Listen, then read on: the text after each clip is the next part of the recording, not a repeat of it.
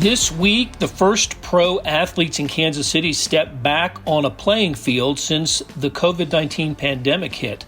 Sporting Kansas City players took it slowly, as you'll hear from veteran defender Matt Besler on today's SportsBeat KC, the Kansas City Star's daily sports podcast. It's Thursday, May 7th, and I'm Blair Kirchhoff.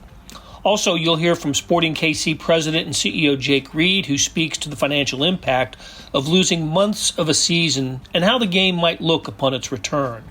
But we'll start with Shaun Goodwin, who covers Sporting Kansas City for the Star. We'll get his ideas about the resumption of soccer not only in the United States, but internationally. After a break, you'll hear from Matt Besler and Jake Reid, but here we go with Shaun Goodwin. Shaun, how you doing today? I'm doing all right, Blair. How are you?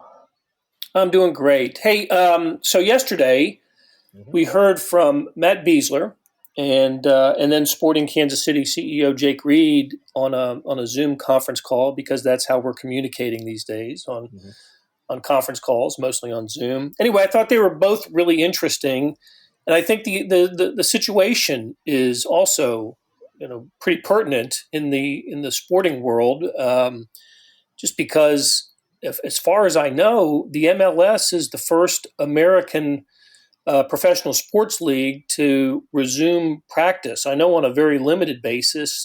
I don't know of any place besides Kansas City, and I think I heard Orlando started practicing yesterday in a very limited way. But am I right about that? Are MLS teams the first of the American pro sports to get back on a field? Yeah, at least of the American pro sports. To go quickly off your question about the teams who are back, you've got Sporting, obviously, Orlando, Inter Miami, Atlanta, and the Houston Dynamo starting today as well. But as far as I'm aware, those are the only 5 teams. But yeah, I mean, at least of the major American sports, they're the first back, at least on the field. Now you talk to, Peter Vermees or Matt Besler, and they'll say it's not practice, it's individual workouts, and we call it workouts for a reason, because they're still working in their own space by themselves, so to speak. But yes, they are at least back in the facilities. Right, and we're going to hear from Matt Besler. You asked him the question yesterday about that. I thought it was really interesting what he said about how they're aligning themselves on the practice field, basically turn the field into quadrants and working on individual skills. What else is unique and different about going to for these players going to practice? Of course, one thing that's different is they don't know when they're going to play again, but at least the facility is open and they're going back. And what do you recall what Matt said about the uniqueness of the practice situation? Yeah, so to kind of condense it, I suppose, the general, steps that players have to take is once they arrive, they have very designated parking spots. They have 3 spaces in between each spot. So when they pull in, they're not by any other cars, any other players. And with Pinnacle, it's a pretty big facility. They have 2 north fields, which is the 2 they're practicing on. So there's a trainer next to the table by the entrance to those fields. So once a player pulls in, they have to sit there and wait. And the trainer has to, wait for everyone else to clear out, and he can call over the player. He pulls on some latex gloves, a mask, of course, and then he can head over to the table. He'll get a temperature check, which, of course, something else we're not usually used to. So he'll get the temperature check. If he passes and it's all fine, then you can take off the mask, take off the gloves, sanitize his hands, and head to the field. Once you go up on that field, the dimensions, we've basically got a 37.5 by 60 box to work in. So Pinnacle actually accommodates 3 soccer fields, but they're just using 2 because they have the one at the back, which is a bit further away. So yeah, as they walk in, you go to the furthest away box and then slowly filter closer to the entrance as more players come. And from there, it's just a lot of the first half is individual work with the soccer ball. Matt says doing keepy ups, and I'm sure you do all their close footwork stuff. And then the second half is more the fitness, so quick sprints and all their running exercises they can do within that box. Yeah, one thing I I recall Matt saying, and again we'll hear from him in a little while, is if a ball leaves his quadrant, he goes and get it. A teammate can't kick it back to him. Yeah, it's one of the MLS guideline stipulations, I guess, when they came out last week with all of these rules that and protocols that teams have to go by, and one of those is no sharing of equipment, and that even includes soccer balls, just players using their feet. You know, if these are professional players, so hopefully the ball shouldn't be going that far away from them too often. But if the ball does go out of their quadrant for whatever reason, they do have to, wait for any other players to leave that 6 foot area, and they can go over, get the ball, and bring it back to their quadrant. So, like the other sports that are in season or didn't complete their season, the NBA, the NHL, Major League Baseball, of course, with having starting spring training but not being able to complete it, and the MLS did start its season. Everybody had played 2 games. There was some discussion, and Jake Reid will speak to this about how the MLS might look upon the return of competition. And one of the suggestions, and he emphasized it was only an idea, a notion, and nothing, nothing concrete, is the idea of a hub city for games. And we've heard that in other sports, right? We've heard the NBA maybe looking at Las Vegas or the Disney World complex in Orlando, and baseball we heard earlier the idea of playing all the games in Miami or in Florida or Arizona at spring training, but that seems to have there seems to be a different idea now. But hockey also, but also the MLS seems like it is at least considering the hub idea, and Kansas City could be a factor in that. How about explaining that? Yeah, so just talking purely from a basis point, because I personally don't agree completely with the idea of hub cities, but if we're going to talk about if MLS does it, Kansas City is certainly an option. And that's purely because, one, obviously the Kansas-Missouri area hasn't been affected as hard by the COVID-19 pandemic. But if you look at Kansas City, I mean, they hosted the 2013 MLS Cup and 2013 All-Star Game, so they've already worked well with the league. They can say, hey, we can host these big events and welcome all these fans and teams into Kansas City. Another big thing that teams are looking at is, obviously, you've got all these professional teams coming in. Do you have the facilities to accommodate practices and games for every single team every single day? And when you look at the soccer facilities that Kansas City has, I mean, I know when I used to even play as a youth, because we'll be using like Overland Park, Shields Complex, and Swope Soccer Village, and Wyandotte Sporting Complex, again, mostly youth fields. But when we travel to Chicago and St. Louis and Milwaukee, people would say, wow, you're from Kansas City. It's kind of like, you hear it's like the capital of soccer in the US. It kind of shows in the big, grand and well-kept soccer fields here. So Kansas City definitely has facilities to do so. Obviously, you've got the legends in downtown for hotels and accommodations. So Kansas City is definitely an option if they go forward with it. I guess me personally, I don't agree with the hub city idea. I can go into that if you want. Okay. Hey, so I wake up every morning to Korean baseball on ESPN, and I'm enjoying it, catching the last few innings of a game from Seoul or wherever. And in another, less than 2 weeks, a little over a week, that we're going to probably get the same type of broadcast from Germany with soccer. The Bundesliga is I think I saw the date. It's either May 15th or 16th for the restart of. And is that the first professional league to resume soccer? Yeah, the first professional league will actually be the Japanese K-League, and that actually starts up tomorrow. So you'll have the Japanese K-League starts up tomorrow. Then yes, you'll have the Bundesliga starting up in a week and a half or so. Okay, and look, good sign, and I. And I think that's what a lot of us in this country and a lot of us follow soccer are going to keep a close eye on how that works, right? I mean, What should we be looking for? And are those games in Japan and Germany going to be played in empty stadiums? Yes, they'll still be in empty stadiums. I don't know a whole lot about the Japanese situation. I know of the Bundesliga, when they first started going back to full practices, which was a couple of weeks ago now, there were some problems with testing, and that kind of brought things back a little bit. But they sorted out that problem, so now they're making sure every player is tested before games. And now that's sorted out. Yeah, it's the empty stadiums. It's essential staff only in the stadiums.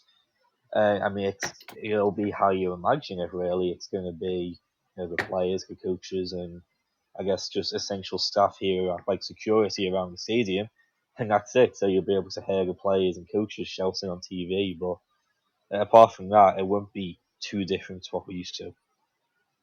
I suspect when MLS returns, it will be similar in a similar setting. Mm-hmm. Is that the idea? Yes, and Jake Reid said yesterday too. They'll be taking a look at how the Bundesliga does stuff, and he says either they'll look for better or worse at what they've done.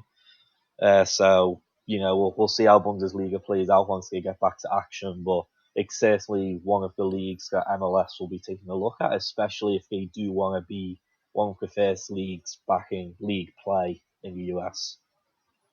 Very good. All right, Shaun Goodwin covers Sporting Kansas City and the MLS for the Kansas City Star. Shaun, good catching up with you. You too, Blair. Thank you, sir. Hey, it's Blair. We have a special subscription offer for SportsBeat KC listeners, unlimited digital access to the Kansas City Star's award-winning sports coverage. Sign up now for 1 year of Sports Pass for access to all the sports news, features, and columns presented on the kansascity.com site, and it's only $30. That's a 40% savings off our regular rate. Your subscription will automatically renew after the initial term at $50 unless you tell us to cancel. Your subscription helps support the sports coverage of kansascity.com and the Kansas City Star, and that support has never been more important. Please visit kansascity.com/SportsBeatKC offer to get this special offer. And as always, thanks for listening. Yeah, it was different, obviously, because we're limited in what we can do. I would say that it's what I expected. I don't know if you've been able to watch the protocol video yet, but it was pretty much just like that. I mean, we sat down as a team and watched that video together on Zoom and made sure everybody understood, the expectations and how things were going to run. And if anyone had questions, the questions were asked, but it pretty much went exactly, like the video was shown. And to be honest with you, it felt a lot better than I thought it was going to feel. I had questions myself going into this morning about just going out to a field as an individual, just how much I would be able to get out of that workout. But I was blown away with just how good it felt to be back out on a field. So I think it's a huge positive, and I think, I think we all understand that getting back to games is going to be a gradual process. And at first there might be some rules and guidelines that seem over the top, but if it means getting back on the field quicker, I think everyone's more than willing to follow, because, I personally got to feel what it was like to step on a field again and to wear cleats and to be, outside and have a ball at my feet. And it was awesome. So I think it's a really good step that we made today. Okay, thanks. Thank you so much. Our next question is going to go to Felipe Cardenas. Felipe?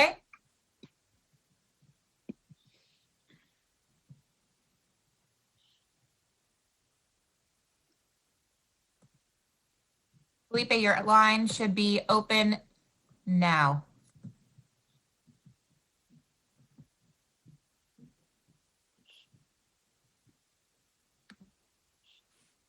Can you guys hear me now?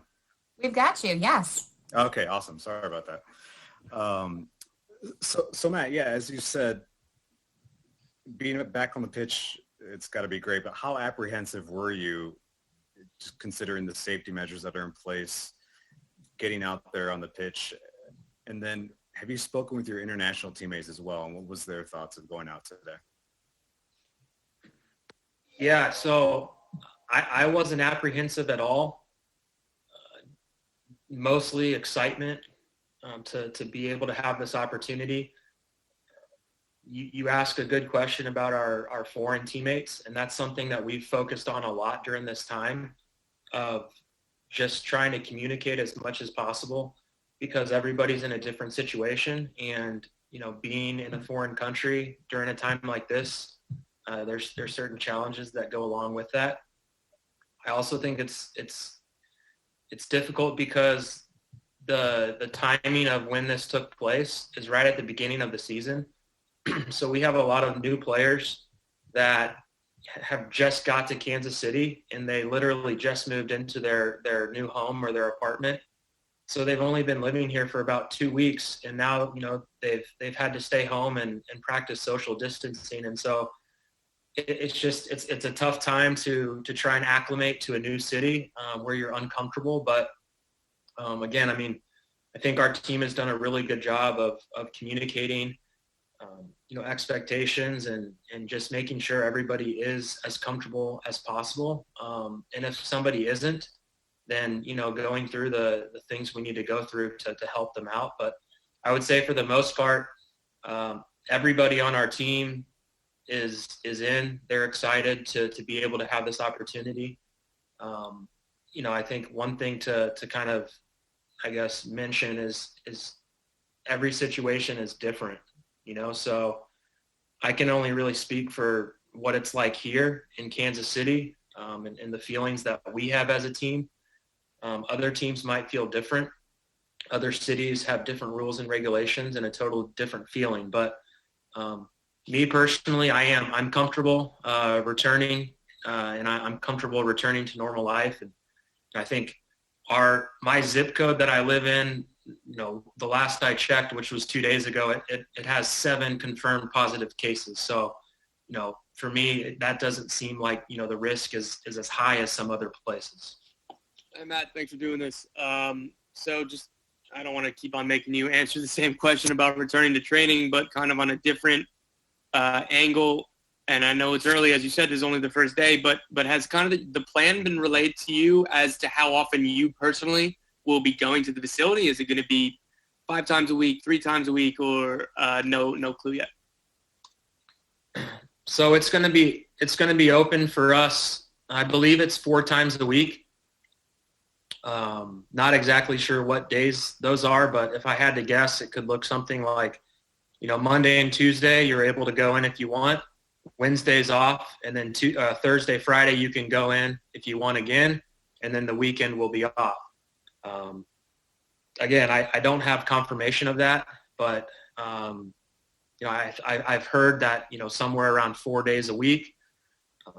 Again, I think it's the right move to open up our training facilities, because we're programmed to work out, and as professional athletes, that's in our DNA, and it's not like you can just tell us to stop working out, and I just don't think that's going to happen.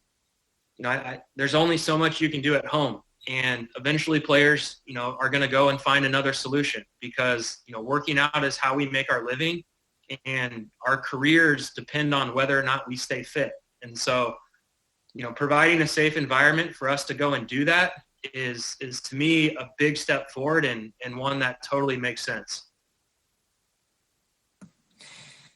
Thank you so much. Our next question is going to come from Simone Sandre, followed by another question from Shaun Goodwin. So we have Simone, your line is open. Yes, hi, good afternoon. One of the conversations that's been going on in Europe, in the US, and in different sports as well, is to obviously complete the season in a bubble. And I was just wondering if you as a player do you think that's a possibility, that's a good idea? And would you be willing also to compromise your quality of life by going and living in confined spacement without your family? Would that be something that you personally would be willing to do? And do you think that's something that the soccer community and the sports community in general should be thinking about it? So I want to make sure I understand your question. So playing in a bubble, that would mean just like playing without any fans? Apologies. The bubble talk has been made. The idea is to bring basically all the team in a single location, which there's been talking about the NBA, the MLB, and in Europe as well. Basically having all the teams in a single location, and I guess having players staying supposedly without their family, but in a single location and play the games without fans in a single location. Is that something that you as a player would be willing to do? Do you think that's something that the player association would be willing to at least start the conversation about it? Yeah, that's a tough question because there's just so many possibilities that, we don't really know exactly what's going to happen. I mean, I'll go back to what I said before about just wanting to play as many games as possible and finish the season. I don't know exactly what that's going to look like. I don't think we're going to be able to just snap our finger and start playing games in front of fans and have it be, exactly like it was before all this. I think it's going to be a process, but, and again, I mean, if we have to play games in front of no fans to start, I don't think that's ideal. I don't think any better play games in front of fans than not play games, with fans. But, yeah, I mean, I think it's interesting for us because, there's other things that are happening around the world right now in other leagues, and we're certainly going to keep our eye on that. And I think, what's going on in Germany and, over in England and Spain and all the other leagues really, I think it's, going to be a collective effort just to kind of see all the different ideas that people have and what works and maybe what doesn't work. I'm confident that whatever does happen and whatever the solution is going to be, I think the players' voices will be heard in terms of being comfortable about returning to play. I don't think the league or the owners are just going to say, all right, we're going to do it this way. This is what we decided. I do think that there's going to be some conversation amongst everyone and trying to get the players' input on, how we feel about, whatever the options are. Thank you, Matt. Our next is with Shaun Goodwin, followed by a follow-up from Jeff Carlisle. Shaun, your line is now open. Hey, Matt, what sorts of safety protocols or health protocols did you have to go through when you first arrived at Pinnacle this morning? But I know that MLS guidelines, there's supposed to be kind of a health screening and temperature checks. So just what did you have to go through personally before you even got into Pinnacle? Have you seen the video yet? I have not, no. So the video would basically explain everything and give everyone a visual. I believe they posted it on MLS Soccer website. So we got to our facility, and first of all, when we park our cars, we have to park. There's designated parking spots for the players, and they're like 3 or 4 parking spots away from everyone. So your car is just like sitting alone. And then you have to wait in your car until you get like the okay from one of our trainers who's kind of like standing at this table. That's basically to like make sure that, no one else is around. Once you get the okay, you can get out of your car. You're wearing a mask. You go in and they take your temperature at this like table. Then after your temperature is taken, we washed our hands, and then we were able to go back on the field. That was Sporting Kansas City defender Matt Besler, a 12-year veteran and team captain. Now let's hear from Sporting President and CEO Jake Reid, who was asked about the financial ramifications of the lost time this season. Significant, right? Borderline catastrophic potentially. And then not just for us. I mean, you look at any of these leagues that are, baseball is in the same boat right now, right? I think you've got a model where, particularly in MLS, we're a lot heavier reliable on the local revenues than maybe in NFL. We've got the massive TV broadcast where if you're playing closed door in the NFL, you're still going to have a significant portion of your revenues coming from the national broadcast, although we've got a great deal with ESPN and Fox, and they've been awesome partners. We're just not at the same magnitude. So it's significant for us locally as a team, and we're looking at a very significant loss if we don't be able to play games this year, and that's not any breaking news. I mean, you cut off our revenue streams and you cut off the ability to play games where we're still having all the expenses that come with running a building and paying players and staff and everything else. It's a challenge, but I give our group credit. They've been very supportive through this process, and I think the league in general has, the understanding that the sooner we can get back and start realizing some of the broadcast and sponsorship revenues, at least we can kind of check the box on some of those. But yeah, it's going to be a significant impact for as well 41. Wondering how individual workouts are going today, how they have gone, if you've got an update at all, and just the impetus behind starting those now. Yeah, it was kind of like, kids on Christmas showing up to presents under the tree. I think getting back, everyone was super excited to just be there doing something, right? So very well received, very exciting for the guys to get back out there and start at least doing anything right outside of their home workouts that they've been confined to. So listen, we got a long road back through this thing, but I think anytime you can have some positive momentum like we did today with guys getting back to a soccer pitch and running around, it was a great start. So exciting to at least have something to grasp onto. Can you quickly explain the logistics of it all? Are they spaced out a certain way? What are they doing? How do these things work? Yeah, so one, I give Peter and his staff a ton of credit. They've been the league leaders on this thing, and frankly have set the protocol for the rest of the league to follow. So kudos to Peter and company for working hard to get this thing ready.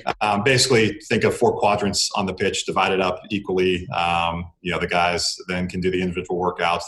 There's a million protocol that would take the rest of this call if I walked you through everything that we have. But ultimately, safety at the forefront from everything from them showing up to social distancing on the way in to making sure it's one at a time as they're coming on and off the pitch.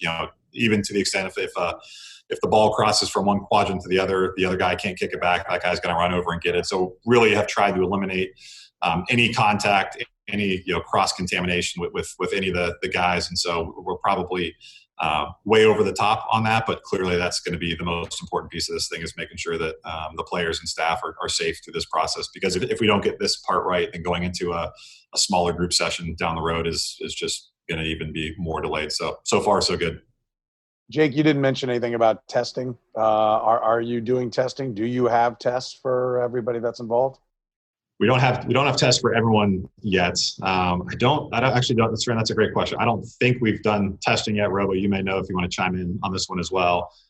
We're trying to secure tests. Ultimately, if we get back to the group stage, that'll be completely critical. We cannot go back to any type of group training until we have testing. But I believe right now, with the individual workout and having no interaction with anyone else and keeping everyone distance, we have not done tests. And it sounds like you don't have like a date, or the league hasn't said, hey, we've got them, they're coming. That's still just an unknown?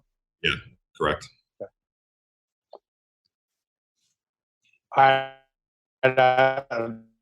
Anyone, I'm going to keep firing, so I apologize if somebody else is trying to jump in. Go for it. But a lot of the leagues are talking about, kind of hub playing, the Disney and Vegas plan for NBA and everything with Pinnacle and the incredible facility you've got there.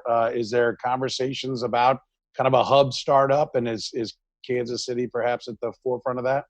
Yeah, definitely conversations, and we've had good talks about being in the mix if that's the route they go down. I agree with you. I think facility-wise and infrastructure-wise, we're as well positioned as anyone. Clearly, Disney and Wide World of Sports has a massive complex, which is probably best suited. But listen, from a hotel standpoint, when you got the downtown hotels with the Lowe's coming on board, which is brand new and no one's been in there, we've got plenty of hotel space if we needed it. Clearly out at the Legends as well, if you want to be in proximity to the facilities. But between Swope, between Pinnacle, we've got, I think, plenty of surface to train on, and that's just counting grass, right? If you expand it out to the Wyandotte Sports Complex, to the Overland Park Shields Complex, I mean, we can definitely do it. We've had great conversations with the league. No indication of where we would be in the hierarchy there, but we're certainly in the consideration set if they decide to go to kind of a multi-city type of setup. That'll do it for today. Thanks to our production staff of Derek Donovan, Savannah Smith, Randy Mason, Beth Welsh, Jeff Rosen, and Chris Fickett. Tip of the cap to Shaun Goodwin for dropping by and talking Sporting Kansas City. Links to the stories we discussed can be found in the show notes. Hey, and earlier in the episode, you heard me talk about the Sports Pass offer. It's still a good one, $30 for a year's worth of sports coverage. Gosh, you get all the Sporting KC, Chiefs, Royals, colleges. It's a terrific deal. Here's an even better one. Buy the entire Kansas City Star product, not just sports, but news, features, commentary, analysis, the whole shebang. You get all the stories written by my talented colleagues, and the details can be found at account.kansascity.com/subscribe. That's account.kansascity.com/subscribe. In either case, the Sports Pass or the full subscription, you're supporting local journalism and helping us deliver products like SportsBeat KC, which will be back on Friday because this is where we talk sports in Kansas City every day.